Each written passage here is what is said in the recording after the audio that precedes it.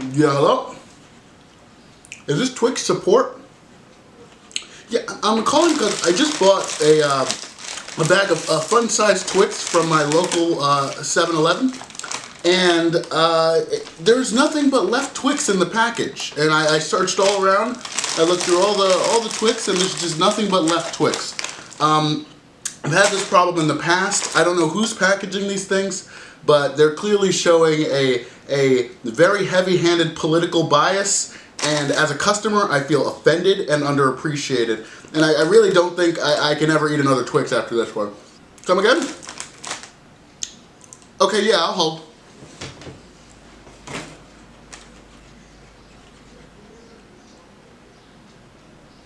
Hello? Hello? So I recently finished playing Detroit Become Human, the latest game from Quantic Dream, spearheaded by David Cage. Hi, my name is David Cage. I'm the writer and director of Fahrenheit. I just thought there's a few things you should know before you get started. Hear me out. I have a theory that David Cage is a genius. However, he sort of is one of those geniuses who just don't know how to curb their ingenuity. You're committing a fatal error, Lucas. I'm going to have to eliminate you.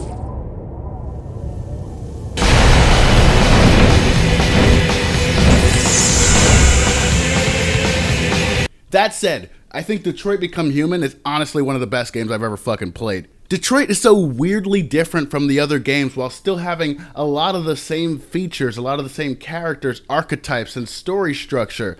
But somehow it manages to come out way ahead of the competition. And by competition, I mean David Cage's other projects. This game breaks the fourth wall a lot. The UI of this game is actually the way that the androids interface with this world. This game is so tongue-in-cheek and so willing to break the fourth wall and have fun with its own ideas that they even have an explanation for Uncanny Valley in this game.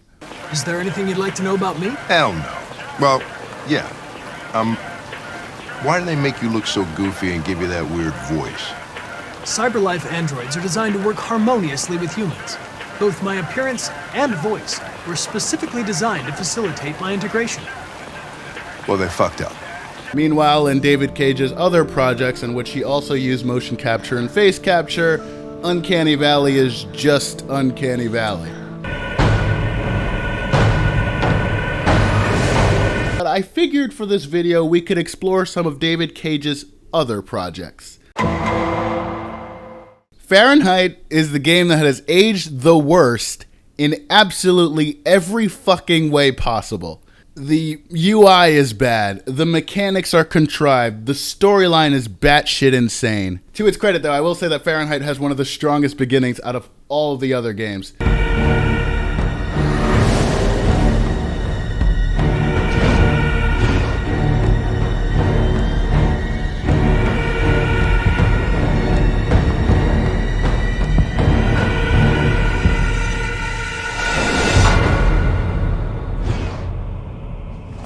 You start off this game having stabbed someone and you have to hide the evidence and get out immediately. You don't even know what the hell's going on. You barely know who you're playing as. And then after that strong opening, the game starts to lose a bit of its charm. These controls are awful. I can't even, I'm trying to move and I can't even, I got to turn all the way around. And Jesus Christ, how did, no one walks like this. The three main characters in this game are emo psychopath number 362. One day, the world kicks you in the teeth. And you don't have any choice but to see things the way they really are. I believed in humanity, the newspapers, soap commercials, politics. Female detective, Clara. And the black guy. Nobody move! Either he's gone through some changes since the photo, or this is not him. The black guy is the worst character.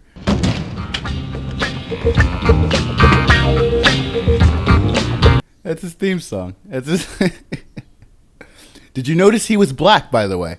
Although, to be fair, a lot of this game is brooding, and I feel like he's the only character who actually feels human in that respect. It sucks, though, because David Cage and the rest of his writing team clearly wanted him to be the dumbest character, and it's so obvious. So you can play as Clara and Tyler during these like detective sequences where you have to find evidence and stuff. When you play as him, he misses the most obvious shit. There are literally pieces of evidence you just can't find when you're playing as him.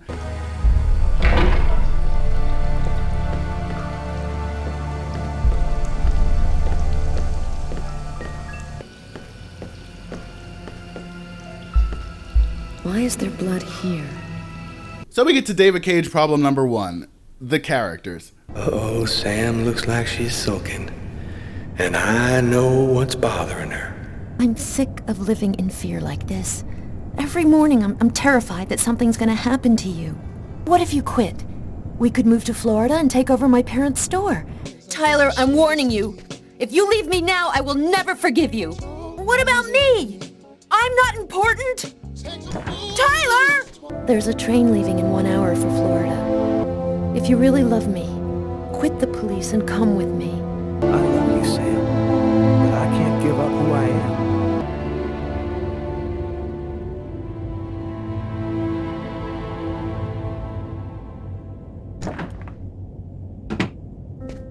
Whew, finally free. Yo, Clara, bust out the champagne for me, will you? He has such a hard time writing three-dimensional characters, and I think because he wants everything to be super dramatic and like it is in the movies, but you actually have to spend time developing these guys rather than just throwing them in and having them have one note and one note only. Lucas, the main character, is one of the most fucking annoying main characters in the entire game. He suffers from regular schizophrenic and psychological breakdowns, and that becomes a vehicle for this game to have these random, disjointed, contrived action sequences.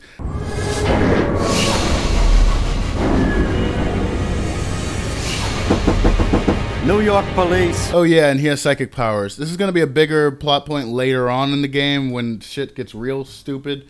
But just keep that in mind for now. Lucas starts having a mental breakdown at work, and this is the perfect time to show you what I was talking about before with the contrived action sequences.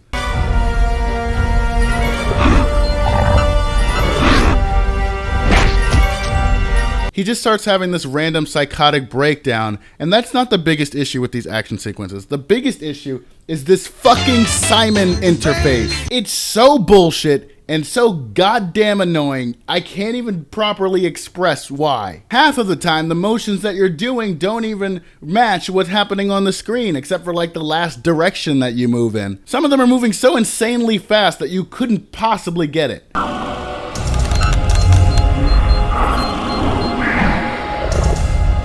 It wouldn't be that big of a problem if it only happened a couple times, but this is the entire game. I want to say like 50% of the game is just staring at this goddamn Simon interface, and these action sequences go on for so fucking long. They just never end. They just never end. So it seems like the game doesn't care if you press the wrong button as long as you press the right button while the thing is still flashing. But sometimes the game just won't register your button press, or it won't give you a cue that says it did register your button press. So you have no idea what's going on. Sometimes you don't know if you failed or if you passed. And it'll happen at the most annoying times. I'll just take my hands off the keyboard for a second, then all of a sudden, get ready, and then start flashing. I'm like, holy shit. This brings us to David Cage problem number 27.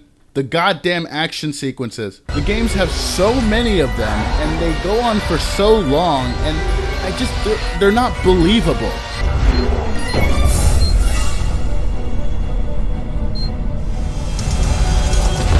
And in this game, they make it even worse, because there are parts where the plot is being furthered, and they just put this damn Simon interface on for no reason, as if you're gonna fall asleep while you're watching the fucking story progress. The wave. What's worse, you showed yourself openly to him. And all for nothing. It's just... I was unaware of certain factors, my lords. Which factors? He possesses the chroma. That's impossible. Idiocy. What the goddamn hell is that about? When it's not Simon, it's this minigame where you have to alternate pressing the left and right buttons rapidly. This one is pretty harmless except for the cases in which it goes on for like a minute. 1, 2, 4, 5, 7, 8. And that's how my story ends. I was committed to a mental hospital where I think I finally went insane. That brings us to David Cage problem number 102. Melodrama. Heavy Rain and Beyond Two Souls are particularly guilty of this. The worst part is, I never did find out what really happened on that cold January night in the diner.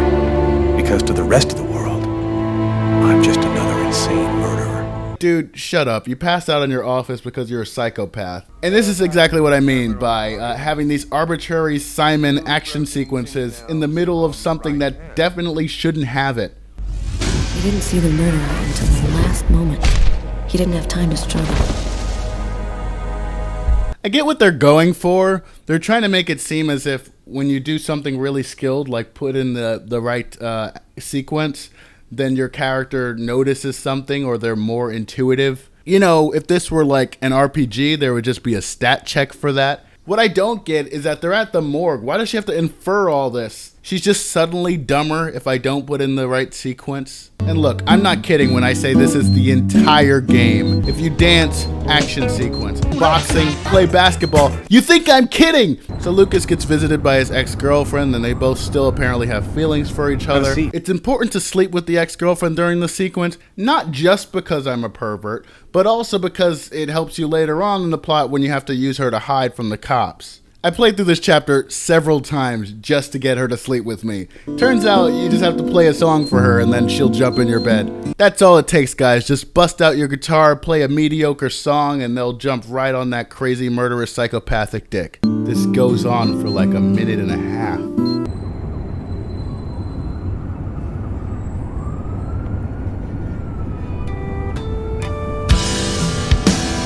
This emo, sappy, white guy douchebag song. I swear to God, nothing could possibly ruin the scene more than the song.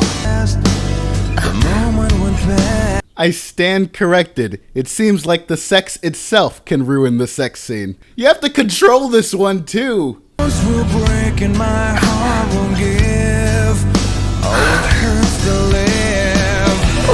Oh yeah, this is really hot. This is really getting me off. Especially the fact that I have to fucking control the whole thing. And there's a time limit too. You have to thrust, Lucas! You have to thrust before it's too late! It's like this. Just like this, but like slower. Like. And then you have a stupid fucking childhood flashback. It also leads to David Cage problem number 1872, which is that he can't write children. Every single one of David Cage's children is a mopey, quiet, sad kid who doesn't ever really want to talk and doesn't really have a personality. So, she's the one. This is the Indigo Child? Her name is Jade. She doesn't speak. Also, these parts are bogged down by shitty controls and a terrible camera. Then we have a scene where the black stereotype meets an Asian stereotype. And then we have a sequence where we're learning about a series of other cases just like the one at the beginning of the game. And for some reason, they thought it necessary to interrupt the conversation over and over again with the shooting range minigame. So then Lucas visits this old lady to get some answers about his powers and what happened that night that he killed the guy. Before I tell you what actually happened, I'm gonna need you to sit through this though. Where are you, Lucas? I'm standing outside the restaurant. It goes on for fucking ever.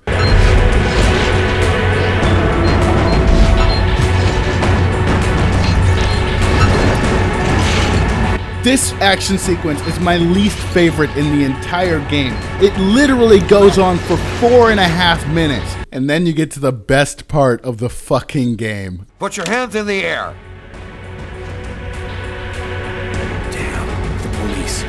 They already found me. I'll spend the rest of my days rotting in prison, and I'll never find out what really happened. No, it's not gonna happen like that.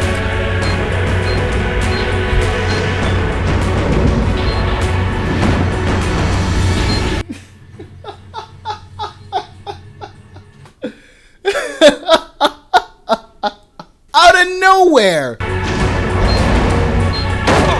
The cops are just standing around like, what the fuck? They have absolutely no idea what's going on. They're losing their shit. I highly doubt that Lucas even has an idea what's going on. This is what I mean by how drawn out these action sequences are. Look at how long this takes for him to run down this single road. How many cars have to crash in the process? This one section of him running down the road goes on forever.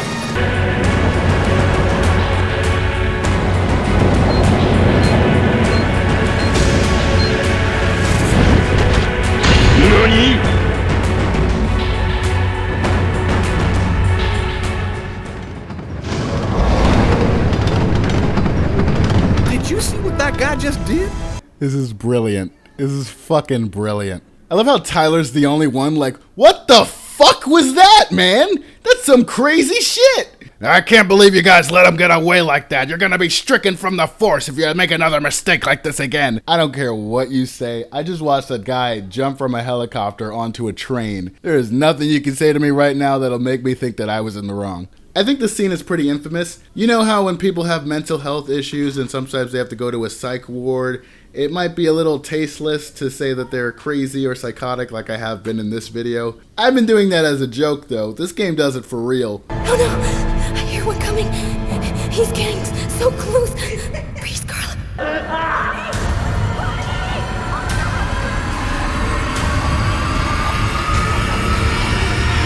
It's coming.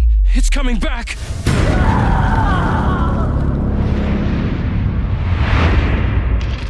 Fahrenheit, ladies and gentlemen. Fucking Fahrenheit. Beautiful, beautiful game. Lucas's ex-girlfriend is kidnapped because the guy who's possessing him wants to trap him and kill him. Then Lucas actually dies, like actually physically dies. He starts working with Carla because she's like, dude, after I just saw you fucking matrix the shit out of those police officers, I'm not gonna stand against you, man. That would be suicide. Basically, Lucas is being pursued by two different groups, an ancient Mayan clan and the internet. We suspect that some AIs acquired a sort of consciousness using the net during the 80s. Yeah. The internet is pursuing Lucas. So in order to stop the ancient Mayan clan and the internet, Lucas has to find this girl called the Indigo Child. And then, as if it hadn't gone crazy already, the plot just completely goes bonkers.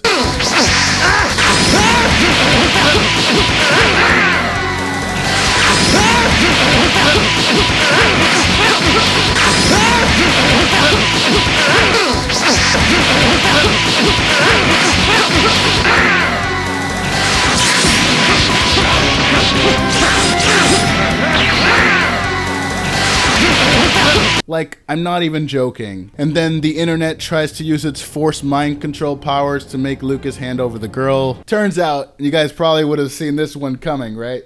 The homeless that are littered around the city of New York, they're the key to survival. You call yourself the Invisibles? Many of us are homeless. Though we're scattered throughout every city, no one ever notices us. This allows us to see without being seen. Frozen. Your lips are like ice. I love you, Lucas. You love him? Girl, you've been working with him for like 2 days. So yeah, then you have another sex scene. At least you don't have to control this one, I guess. But like, never mind the fact that she's having sex with a dead guy. I'd be fine with this, okay? If she was just like, look, the world's about to be frozen over. Will you have sex with me?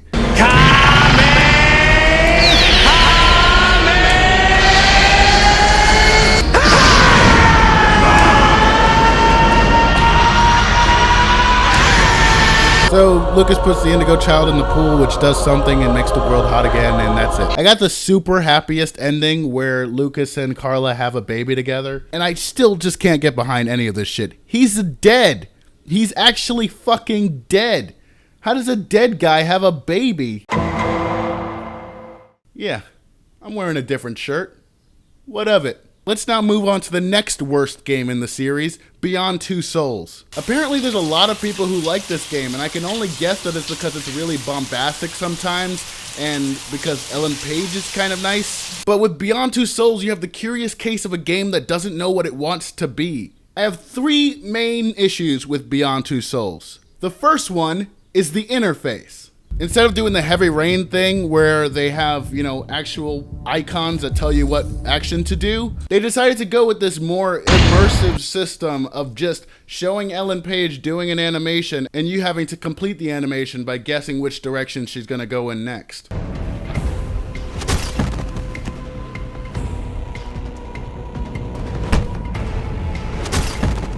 I fucking hate the system. I really do. I mean, I guess it's better than playing Simon, but it's still not a great system.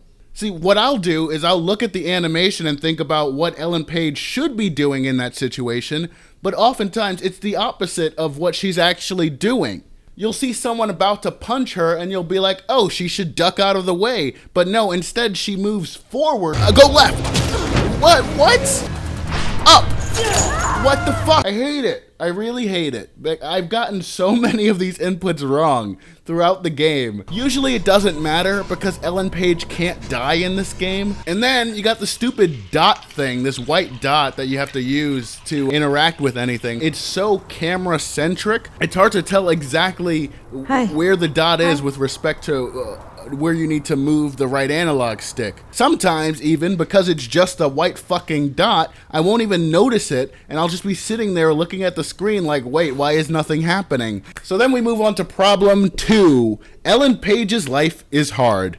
This is one of the most annoying ones to me because it's so contrived, the shit that Ellen Page goes through in this game, that I just can't make any sort of investment in the story at all. Here's some of the things that Ellen Page experiences throughout her life in this game. Ellen Page is separated from her mother at birth. Ellen Page is haunted by demons. Ellen Page's adoptive father is emotionally absent. Ellen Page's adoptive father is also a physically abusive asshole. Ellen Page gets bullied by neighborhood kids as a child.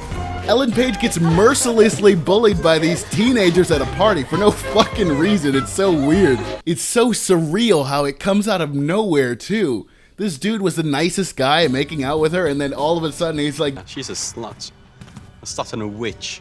Anyway, continuing on with Ellen Page's crazy life, Ellen Page gets nearly raped as a teenager. Ellen Page gets experimented on.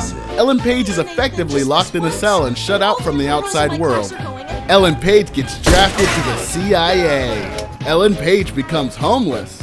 In this episode, Ellen Page contemplates suicide. Ellen Page gets jumped by a gang of random thugs. Ellen Page delivers an actual fucking baby. Ellen Page opens a portal to another dimension. Ellen Page shuts down a North Korean military base. Ellen Page assassinates a Middle Eastern dictator. Oh, wouldn't you know it, turns out he was the democratically elected president. Aw, and she killed the father of this boy she befriended. Tough luck, kid. Ellen Page has to suck a dude's dick for money. This guy is just standing out in the middle of the street asking women as they pass by if they want to suck his dick. He's like, well, someone's got to say yes, right? How long was that guy out there before he finally found someone to agree to suck his dick? I mean, at that point, you've got to kind of feel sad for the guy. The craziest shit happens to Ellen Page in every single episode. It's like someone was just sitting down trying to write out the most absurd possible dramatic scenarios that could come of any situation. I mean, this game just has no idea what it wants to be. Does it want to be Resident Evil? Does it want to be post-apocalyptic? Does it want to be a teen drama? Does it want to be Mass Effect? Does it want to be Metal Gear? Does it want to be Inception? Does it really wanna be Inception? I mean, really wanna be Inception. Look me in the eye and tell me this music doesn't sound like Inception music. Come on.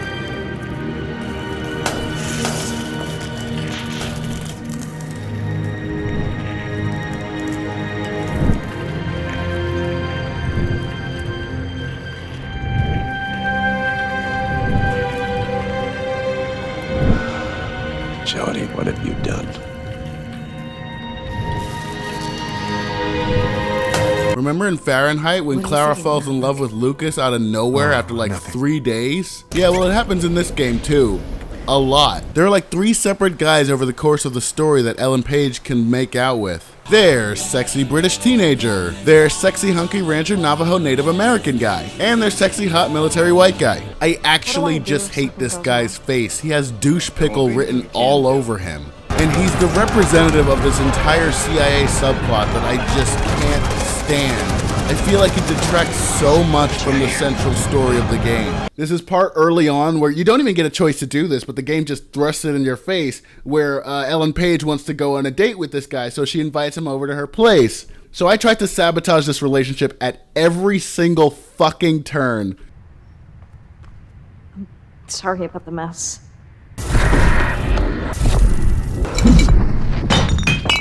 You know, Ryan, I actually didn't get around to making dinner. Right, well, I better get going.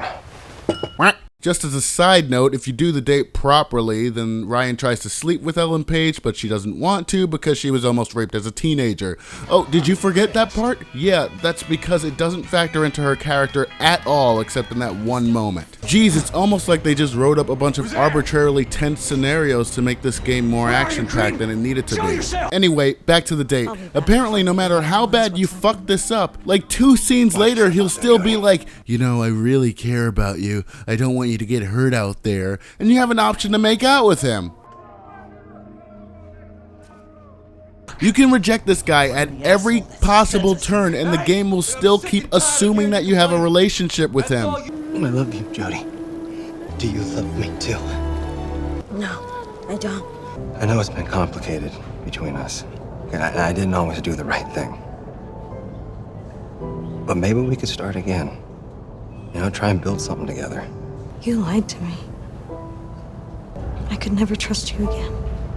And then, no matter what, he just straight up kisses you at the end of the game. Dude, I have rejected all of your sexual and romantic advances up until this point, and you have just forced yourself sexually upon me. Not cool. And then, if you choose not to stay with him at the end of the game, no matter what, the game treats us like a massive breakup, even though I was never into him in the first place. Speaking of which, at the end of the game, for some reason, you don't get the option to stay with the person who has loved you the most and has never once betrayed you.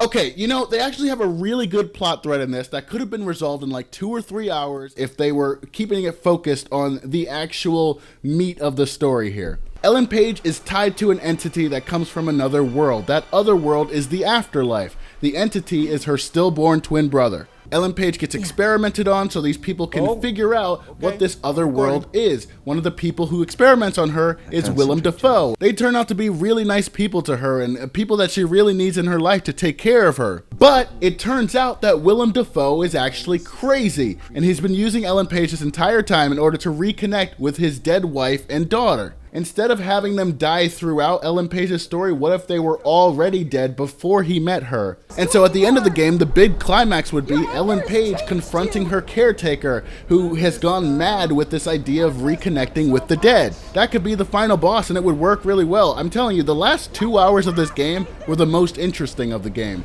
Oh, but even if it did happen that way, David Cage has a really interesting way of redeeming this batshit insane character.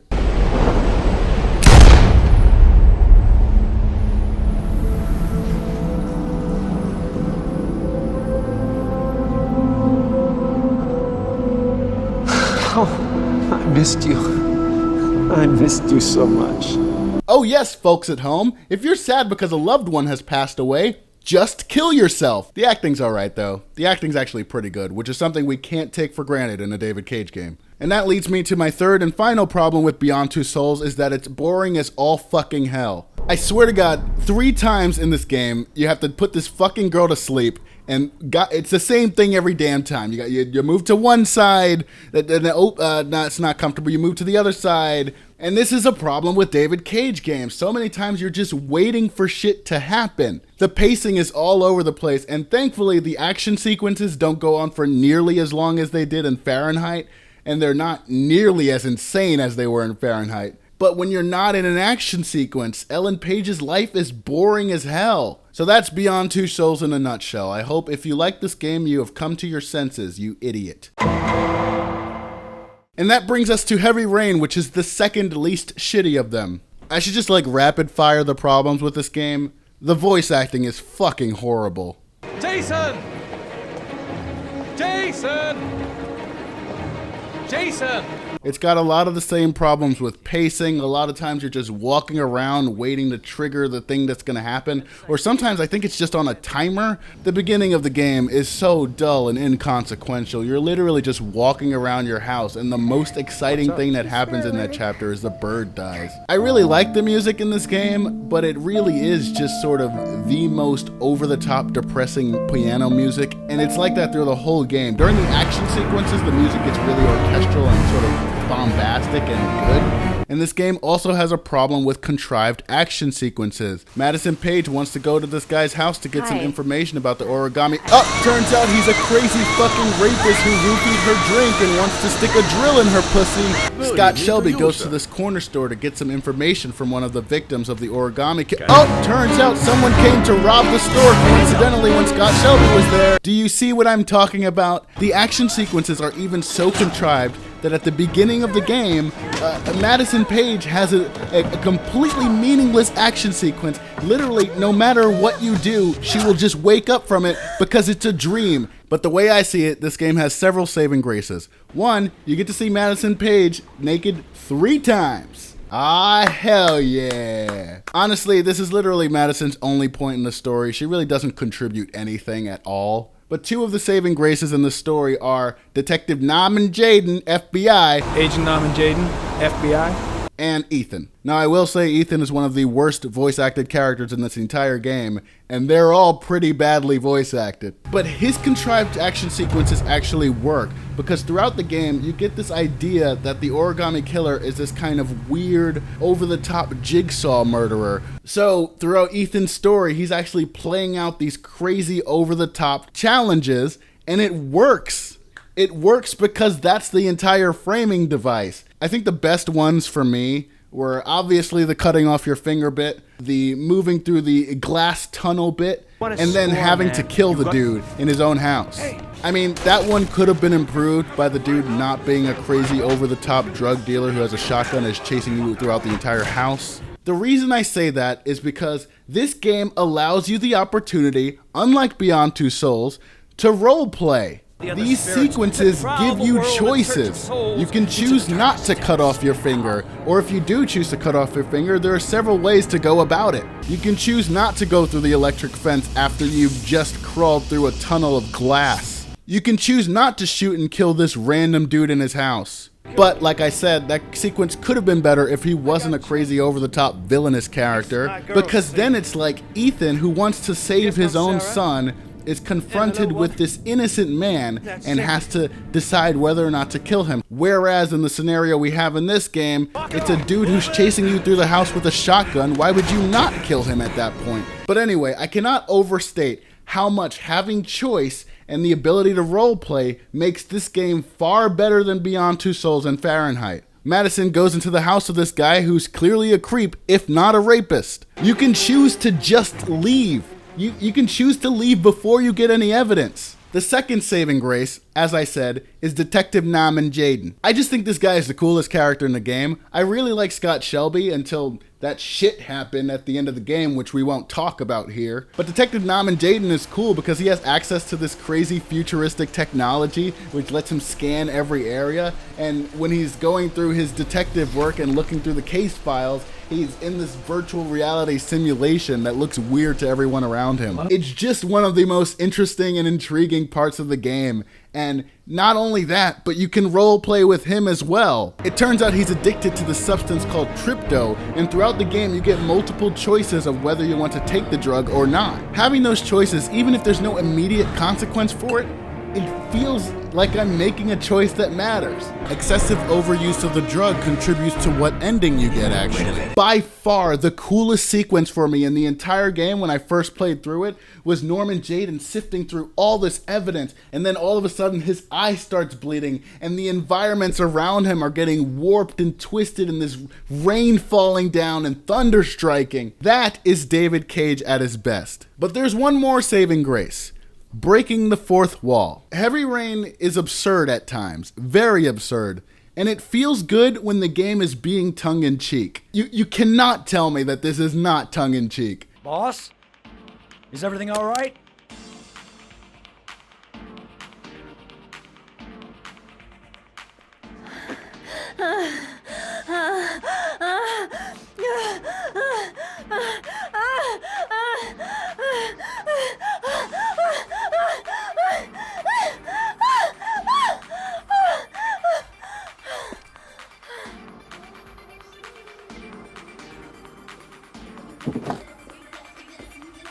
I love this part of the game, not just because I get to see her boobs, but also because it's just the game embracing how crazy it can be. And I mention all that to bring you to David Cage and Quantic Dream's best game so far, Detroit Become Human. Those 3 saving graces I just mentioned are the entire game of Detroit. Detroit is constantly breaking the fourth wall and embracing its absurdity. Number 2, Nam and Jaden is every single character in Detroit. You're not just playing as these random fucking dudes, you're playing as androids. Androids who can pre-compute everything that they do. Androids who can win a game of chess just by deciding to do it. It's a world that I can truly get invested in because it's just cool. And then there's the ability to roleplay. This game gives us 3 characters and a bevy of choices to make throughout the entire game. And I think that's where the focus shifted in this game compared to the other ones. Rather than having the action sequences or focusing on the animations or the detective work or whatever, this game focuses on choices. This game lets you play through it the way you decide to play through it. And the choices throughout the game feel urgent and like they really matter. The situations that these characters get into are situations brought about by who they are and this world they're placed in. Not just because some random dude happened to be insane or some random person happened to hold up the store when you were there. It's not perfect though, so a lot of Kara's story is centered around taking care of this girl, Alice. And I can understand why some players might find it difficult to become invested in Alice as a character because she has no personality. Although, there are several points in the game where Alice shows a lot of personality and I really like them. What are you doing? They're not our clothes. We need them, Alice. You need something warm and I need to get rid of this uniform. But that's stealing. We can't do that. They reach the place they dream of and live happily ever after. Stories always have happy endings. But real life isn't like that. This also goes for some of the over-the-top antagonists of the game too, like the guy that Kara works for. Why is he such a dick? Like, if they had set him up as this like cheery guy, or maybe not even cheery, but just, you know, low-key, and then it becomes revealed later on that he was an abusive fuck, you'd be like, whoa, okay, that makes this decision a little harder to make. It's the same issue with Ethan killing the drug dealer dude in Heavy Rain. It was hard for me to accept that this guy deserved redemption because he was just an asshole. And when he was nice to Alice, it didn't feel natural. I guess they tried to explain it away by saying he was on drugs or whatever, but it still wasn't enough. Also, a problem fixed from Heavy Rain is that the acting was phenomenal in this game. I can't tell you how much I was impressed by the visuals, the facial capture, and just the performances that these actors gave. The entire foundation that this whole world is built on is just so interesting by default. All of this just works. Like this horror moment, and one of the coolest moments in the entire game by far.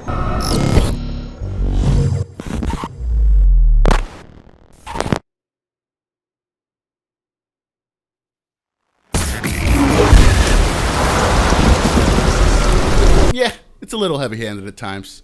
The themes of racism, obviously, you know, the robots have to sit in the back of the bus. The robots get sent to concentration camps. But that's actually sort of the irony with this game, is that in a game about androids, they feel so much more human than the characters in these other games. Maybe that's what it truly means to become human.